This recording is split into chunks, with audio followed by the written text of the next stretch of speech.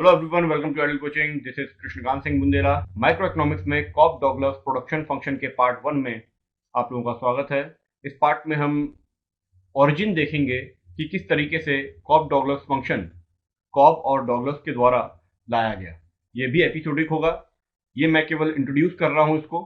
इसके बाद इसके बहुत सारे और भी पार्ट बनेंगे जो कॉप डॉगलस फंक्शन के और भी प्रॉपर्टीज को डिस्कस करेंगे। 1920s में एक इकोनॉमिस्ट थे पॉल डॉगलास। इन्होंने इनपुट और आउटपुट पर जो प्रॉब्लम्स हो रही हैं उन पर काम किया था कि इनपुट से आउटपुट जो हो रहा है वो किस तरीके से किस पर डिपेंडेंट है।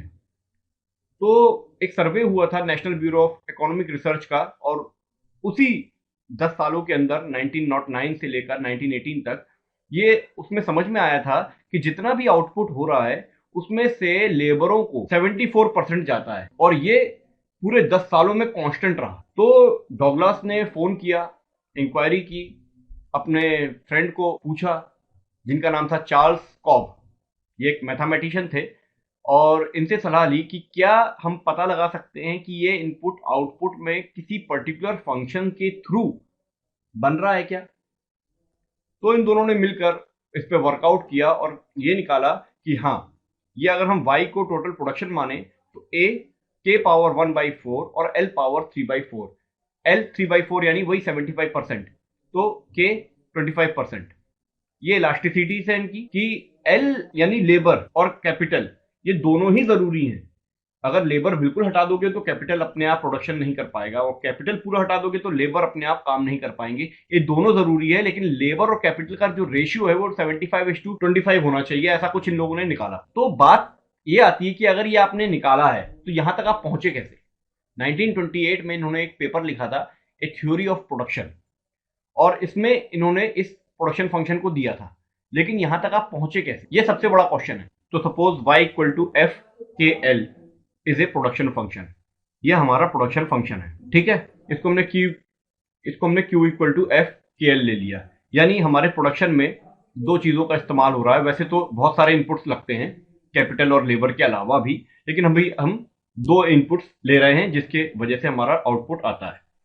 तो अगर प्रोडक्शन फंक्शन को हमने q से डिनोट किया है इक्वल टू f l और k, तो जो dq/dl निकालेंगे हम, इसका जो पार्शियल डेरिवेटिव होगा या डिफरेंशिएशन होगा L के रिस्पेक्ट में। अगर L के रिस्पेक्ट में हम किसी चीज को डिफरेंशिएट करेंगे लेबर के रिस्पेक्ट में, तो हमें मार्जिनल लेबर का प्रोडक्शन पता लगता है। ये बात ध्यान रखिए कि जब भी हम डिफरेंशिएशन इस्तेमाल करते हैं इकोनॉमिक्स में, तो डिफरेंशिएशन फर्स्ट डेरिवेटिव कहलाता है मार्जिनल। यानी किसी भी चीज का मार्जिनल निकालना हो तो उसको डिफरेंशिएट कर दो। मार्जिनल मतलब थोड़ा सा हिस्सा जो एडिशनल अभी जुड़ा है नया, यानी कि डिफरेंशिएशन एक छोटा सा हिस्सा आपको बता देता है, तो इसलिए हम उसको डिफरेंशिएट कर देते हैं। तो अगर हम इस पूरे इक्वेशन को L के रिस्पेक्ट में डिफरेंशिएट करें तो हमको पता लग जाएगा कि ये मार्जिनल प्रोडक्ट हमारा कितना है लेबर के रिस्पेक्ट में, या इसको ऐसा बोल दें मार्जिनल प्रोडक्टिविटी ऑफ लेबर। देखिए, मैं ये अजम्पशन ले रहा हूं इसको बनाने से पहले इस वीडियो को, आप लोगों को डिफरेंशिएशन आता है, इंटीग्रेशन आता है। मैं बेसिक चीज यहां फिर भी बता दूंगा, लेकिन अगर आप लोगों को नहीं आता है और आप इकोनॉमिक्स पढ़ रहे हैं तो डिफरेंशिएशन और इंटीग्रेशन के बेसिक फॉर्मूलेज और बेसिक सॉल्यूशंस आपको सीख लेना चाहिए। इंटरनेट पे भरा पड़ा है, कहीं से भी सीख लीजिए। मैं अभी नहीं सिखाऊंगा क्योंकि मैं कॉप डॉगलस करा रहा हूं, लेकिन अगर मैं कभी और उस पर आता हूं तो बता दूंगा। फिलहाल आपको मैं समझ रहा हूं कि आपको वो आता है, और ऐसा समझ के मैं आगे बढ़ रहा हूं। तो पार्शियल डेरिवेटिव कैपिटल के रिस्पेक्ट में dq/dk हो गया। इसको हम कहेंगे rate of change of production with respect to capital, या मार्जिनल प्रोडक्टिविटी ऑफ कैपिटल। ये हो गया मार्जिनल प्रोडक्टिविटी ऑफ लेबर, ये हो गया मार्जिनल प्रोडक्टिविटी ऑफ कैपिटल। और कुछ अजम्पशंस लिए थे उन लोगों ने। पहला था कि कैपिटल या लेबर कोई भी अगर अलग हो जाए तो प्रोडक्शन भी खत्म हो जाएगा। दोनों में से कोई एक को हटा दें हम पूरा, जैसा मैंने आपको बताया था, there will be no production. Second, जो मार्जिनल प्रोडक्टिविटी है लेबर की, वो किसके प्रोपोर्शनल है? Amount of production per unit labour. जितना भी प्रोडक्शन हमारा हो रहा है पर लेबर के हिसाब से, उसके डायरेक्टली प्रोपोर्शनल है मार्जिनल प्रोडक्टिविटी ऑफ लेबर। और मार्जिनल प्रोडक्टिविटी ऑफ कैपिटल है डायरेक्टली प्रोपोर्शनल किसके? उस प्रोडक्शन से जो पर कैपिटल के थ्रू निकाला जा रहा है। सही बात है, एक लेबर पर क्या प्रोडक्शन आया वही तो बताएगा ना कि मार्जिनल प्रोडक्टिविटी उस लेबर की कितनी है। और अगर एक कैपिटल का हमको पता लगा कि प्रोडक्शन कितना है, तो हम बता देंगे कि भाई हाँ, उस कैपिटल की वजह से कितना प्रोडक्शन हो रहा है, यानी मार्जिनल प्रोडक्टिविटी ऑफ कैपिटल। तो ये इन्हें 3 अजम्पशंस लेकर चले थे। तो ये हमको पता है कि प्रोडक्शन पर यूनिट लेबर क्या होता है, Q अपॉन एल। जैसा कि अजम्पशन हमने 2 देखा है, उसके हिसाब से ये Q अपॉन एल किसके बराबर होगा, जब हम dQ बाई DL करेंगे, यानी marginal productivity of labour is equal to और is directly proportional to production per unit labour. ये सेकेंड एजम्पशन था हमारा। तो dQ by DL is equal to Q by L, और साथ में एक प्रोपोर्शनैलिटी कांस्टेंट आ जाता है अल्फा। ठीक है, K यहां पर हमने कांस्टेंट लिया है, K को हम K0 भी बोल सकते हैं इस कंडीशन में। सेकेंड, हम अब क्या करेंगे, dQ के नीचे ये Q ले आएंगे और DL उस तरफ ले जाएंगे क्रॉस मल्टीप्लीकेशन से। तो ये इक्वेशन इस तरीके से सजाया जा सकता है। इसके बाद हम दोनों तरफ इंटीग्रेशन कर देंगे। तो किसी भी चीज का जब इंटीग्रेशन होता है वो अपॉन में हो तो लॉग आ जाता है। अगर ये है तो यहां पर लॉग Q हो जाएगा और इसके साथ एक कांस्टेंट आ जाता है C1। ऐसे ही अल्फा यहां पर लॉग L प्लस C2। ये इक्वेशन हो गया क्लियर। अब हम C1 को भी उस तरफ ले आते हैं, तो log Q equal to alpha log L plus C2 minus C1 हो गया। और अगर हम Q को देखें, Q का हमारा क्या था, FKL या FLK, बात एक ही है, लेकिन इसमें हमने K को 0 ले लिया है, K नॉट, क्योंकि K कांस्टेंट है हमारा, और लेबर तो equal to alpha log L plus C2 minus C1। अब क्योंकि production per unit capital Q upon K होता है, जैसे कि अजम्पशन थर्ड था, तो इसके हिसाब से अगर हम कैपिटल के हिसाब से, कैपिटल के रिस्पेक्ट में डिफरेंशिएशन करें तो इस तरीके से इक्वेशन बनेगा जैसे लेबर का बना था, यानी L को हमने कांस्टेंट ले लिया यहां पर, और dQ बाई DK हो गया बीटा Q अपॉन K। अब यहां पर भी हमने DK को उस तरफ ले गए और Q को नीचे ले आए, क्रॉस मल्टीप्लाई कर दिया और इंटीग्रेशन कर दिया इनका। इंटीग्रेट करने के बाद क्या हुआ, ये log Q हो गया और ये log K हो गया, बीटा वैसी का वैसी रहा और ये C3 और C4 कांस्टेंट जुड़ गए। इसके बाद हमने C3 को उस तरफ ले गए तो C4 माइनस C3 हो गया, ये इक्वेशन आ गया। और Q की जगह हम Q को क्या बोलते हैं, हम FKL या FLK, तो वो हम यहां ले आए, लेकिन L हमारा कांस्टेंट है, यहां पर K एक्टिव है, K के रिस्पेक्ट में हमने ये इक्वेशन निकाला है। तो ये इस तरीके से हो गया, यानी हमारे पास 2 इक्वेशन हो गए, एक L के रिस्पेक्ट में और एक K के रिस्पेक्ट में। इन दोनों इक्वेशनों को जब हम जोड़ लेंगे तो क्या बनेगा, ये दोनों मिलाकर हो जाएगा KL, K नॉट और L नॉट हट जाएगा और दोनों के रिस्पेक्ट में हो जाएगा, और ये सारी चीजें हमने जोड़ दी। जोड़ने के बाद ये सारे कांस्टेंट हम एक तरफ ले जाते हैं, C4 C3 C2 C1, plus हो रहा है माइनस हो रहा है, इससे कोई मतलब नहीं, दे आर ऑल कांस्टेंट।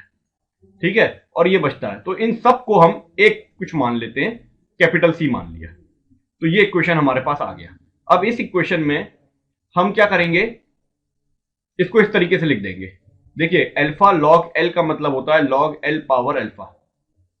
ये फॉर्मूला होता है कि किसी भी चीज का हम लॉग लेते हैं, उसके बाहर कोई कांस्टेंट है तो वो पावर में आ सकता है। तो L के पावर में अल्फा आ गया, K के पावर में बीटा आ गया। इसको इस तरीके से हम लिख सकते हैं। अब दोनों तरफ हम जैसे बोलते हैं ना, multiplying both sides, adding both sides, तो हम एक्सपोनेंटिंग बोथ साइड्स करते हैं। दोनों तरफ का एक्सपोनेंशियल फॉर्म ले रहे हैं, यानी इसको भी एक्सपोनेंट में बढ़ा दिया हमने और इसको भी पूरा हमने एक्सपोनेंट में ले लिया। तो इसमें कुछ फॉर्मूले और भी आपको पता होना चाहिए। पहली चीज, अगर e के पावर में log x है तो इसका आंसर हमेशा x आता है, ये फॉर्मूला है। और अगर e के पावर में log x plus log y है तो ये हो जाता है e power log x multiply e power log y। तो ये दोनों को हम यहां इस्तेमाल करते हैं, e पावर log FKL हो जाएगा, केवल FKL। ठीक है, इक्वल टू, ये दोनों प्लस में है, तीनों प्लस में है, तो तीनों मल्टीप्लाई में इस तरीके से आ जाएंगे, यानी e power log L power alpha into e power log K power beta और फिर इंटू e पावर C। इसके बाद यही फॉर्मूला लग जाएगा, e पावर log x क्या होता है x, तो log के साथ जो भी होगा वो आ जाएगा और e हट जाएगा, यानी अगले इक्वेशन में ये पूरा हटके यहां पर बचेगा केवल a L alpha K beta, ये हो गया K बीटा, ये हो गया L अल्फा, और e पावर C को हमने मान लिया a, एक कांस्टेंट। इसी को हम बोलते हैं टोटल फैक्टर प्रोडक्टिविटी, जो कि टेक्नोलॉजी से जुड़ा हुआ है। कहीं पर भी आपको कोई बताता है कि टोटल फैक्टर प्रोडक्टिविटी क्या होती है, तो वो ये मत समझिएगा कि लेबर और कैपिटल होती है। वो टेक्नोलॉजी से जुड़ा हुआ है, क्योंकि लेबर और कैपिटल ऑलरेडी हम यहां ले चुके हैं। इसके अलावा भी कोई प्रोडक्शन में भागीदारी होती किसी की, तो दैट इज टेक्नोलॉजी। तो Q इक्वल टू एफ के एल हो गया हमारा ए, L power alpha, K power beta. अब आपकी समझ में आ रहा होगा कि हमने पावर में क्यों लिया, इनटू, प्लस, माइनस, डिवाइड, इसमें क्यों नहीं लिया गया इस रेशियो को जो कॉप डॉगलस ने निकाला था। वो इस तरीके से उन्होंने पावर में लिया, 75% जो लेबर आया था और 25% कैपिटल मान लिया उसके हिसाब से। तो ये पावर में इसलिए लेना पड़ा, इसी के लिए मैंने ये पूरा डेरिवेशन आपको कराया। Q इक्वल टू क्या है, total production, L labour input, के कैपिटल इनपुट, ए हो गया टोटल फैक्टर प्रोडक्टिविटी, और अल्फा और बीटा हो गए उन लेबर और कैपिटल की आउटपुट इलास्टिसिटी, जिस हिसाब से वो आउटपुट को रिस्पॉन्स दे रहे हैं। आउटपुट कितना आ रहा है लेबर के हिसाब से, कैपिटल के हिसाब से, that is elasticity of labour in terms of output और कैपिटल। ए आपको पता लग गया है, टेक्नोलॉजी होता है या टोटल फैक्टर प्रोडक्टिविटी होता है। अब देखते हैं कि अगर हमने इसमें कुछ जोड़ दिया, मान लो कैपिटल को m टाइम्स बढ़ाया और लेबर को भी m टाइम्स बढ़ा दिया, तो इसके हिसाब से यहां क्या हो जाएगा, a के साथ l की जगह हो जाएगा lm और k की जगह हो जाएगा km, पावर में अल्फा बीटा। इसको और आगे बढ़ाते हैं, तो m हमने अल्फा के साथ निकाल लिया और यहां m बीटा के साथ निकाल लिया और ये दोनों को अलग कर दिया। अब ये अल्फा और बीटा प्लस हो जाएंगे। इंडिसेस अगर आपने पढ़ा होगा तो आपको पता होगा, m power alpha plus beta हो गया, l power alpha, k power beta. Okay, अब क्या कर सकते हैं हम इसको इस तरीके से लिख सकते हैं कि m अल्फा प्लस बीटा बाहर ले लिया और a के साथ l power alpha, k power beta कर दिया, यानी ये पूरा क्या था हमारा f के l। तो इसकी जगह हम क्या लिख सकते हैं, f के l, अल्फा प्लस बीटा यहां पर हो गया। यानी अगर इस इक्वेशन में हम देखें तो ये दोनों क्या हमको बताते हैं कि अगर हमने m टाइम्स k और l को बढ़ाया है तो हमारा प्रोडक्शन भी m टाइम्स हो जाएगा। कब, जब अल्फा प्लस बीटा की वैल्यू 1 हो जाएगी। m पावर 1 क्या होता है, m होता है, यानी m टाइम्स किसका, इस प्रोडक्शन का। कब होगा, जब हमने m टाइम्स k और l को भी m टाइम्स बढ़ाया है, तो हमारा प्रोडक्शन भी m टाइम्स बढ़ जाएगा। कब, जब अल्फा प्लस बीटा 1 होगा, यानी जब अल्फा प्लस बीटा 1 होगा तो इक्वेशन इस तरीके से हो जाएगा। इसको कहते हैं कांस्टेंट रिटर्न टू स्केल। जितना हमने परसेंटेज बढ़ाया कैपिटल लेबर में, इनपुट में, उतना ही हमारे प्रोडक्शन में भी बढ़ गया। Constant return to scale, return हमारे पास जो आया कांस्टेंट आया, उसी रेशियो में आया जिस रेशियो में हमने उसमें इनपुट लगाया था।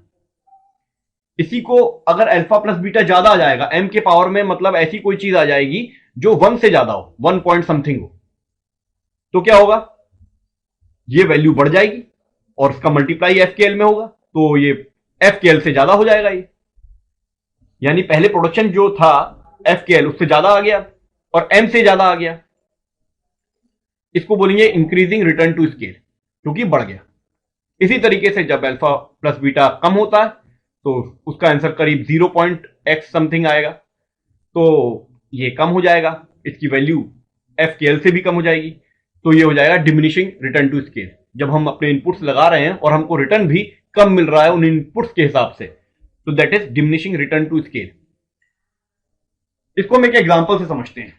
सपोज ये रियल एग्जांपल है, कॉप डॉगलस ने लिया था, ये ईयर है 1899, 1900 ऐसे करके 1920 तक, और ये है आउटपुट सबके, ये है लेबर का इनपुट और ये है कैपिटल का इनपुट। ये इकोनॉमिक डेटा है, American economy during the period of 1899 से लेकर 1920 तक, और कुछ पोर्शन इसका नहीं दिखाया गया है, बस यहां पर डॉट डॉट डॉट कर दिया गया है, इतना सा इसमें बस चेंजेस हैं। और इस इकोनॉमिक डेटा को पब्लिश किया था गवर्नमेंट ने, जिसको कॉप और डॉगलस ने लिया और 1899 को बेस ईयर लिया क्यू, एल और के रिस्पेक्ट में। तो यहां पर तीनों को 100 ले लिया इन्होंने 1899 को, और बाकी जितने भी ईयर्स के हैं वो सब इसी के रिलेशनशिप में परसेंटेज वाइज हैं। यहाँ 101 का मतलब यह है कि 1% बढ़ा, यहाँ 12% बढ़ा, यहाँ 22% या 24%, प्रोडक्शन यहाँ पर 131% बढ़ गया, और यहाँ पर लेबर कितना बढ़ गया 94%, यहाँ पर कैपिटल कितना बढ़ गया 307%। तो ये सारे डेटा इन्होंने लिए। इसके बाद इन्होंने उसमें वैल्यू पुट की, जैसे इन्होंने लिया था ए एल पावर, तो इनका ए जो टेक्निकल फंक्शन था टोटल फैक्टर प्रोडक्टिविटी वो ये था। 0.75 एल लिया इनने, के लिया 0.25, ये प्रूव करने के लिए कि हमारा ये फंक्शन सही है कि नहीं है। तो 1904 और 1920 का इन्होंने वैल्यूज ली। 1904 में क्या क्या वैल्यूज थी? 1904 में 121 और 138, ओके, और 1920 में 194 और 407, और इसके बाद इन्होंने जो आंसर निकाला वो आया करीब 126 एंड 235, जो कि प्रोडक्शन फंक्शन उसका अगर हम देखें 1904 के ऊपर तो करीब 122 था, और 1920 में प्रोडक्शन हुआ था 231, यानी कि लगभग लगभग वही निकाला जो प्रैक्टिकल में था। यानी ये प्रोडक्शन फंक्शन 0.75 लेबर ले लिया तो 0.25 कैपिटल लेकर इन्होंने प्रूव किया कि हम उसी के आसपास आ रहे हैं। यानी ये प्रोडक्शन फंक्शन कॉप डॉगलस का बहुत अच्छा है और यूज होता है। तो that was the production function Q L K equal to A L power alpha K power beta. इसको हम ऐसा भी लिख सकते हैं, ये अल्फा है तो ये 1 माइनस अल्फा हो गया, ऐसा भी लिखा जा सकता है। यानी बीटा की वैल्यू 1 माइनस अल्फा हो गई। ये 75% है तो 25% है। तो ये अब बहुत जगह यूज होता है, इंडिविजुअल फर्म्स में यूज होता है, ग्लोबल इकोनॉमिक क्वेश्चंस को भी सॉल्व करता है। यानी माइक्रो लेवल पे और मैक्रो लेवल पे दोनों जगह अब इसका इस्तेमाल होता है। इसको कहा जाता है Cobb Douglas production function. That's it, thank you.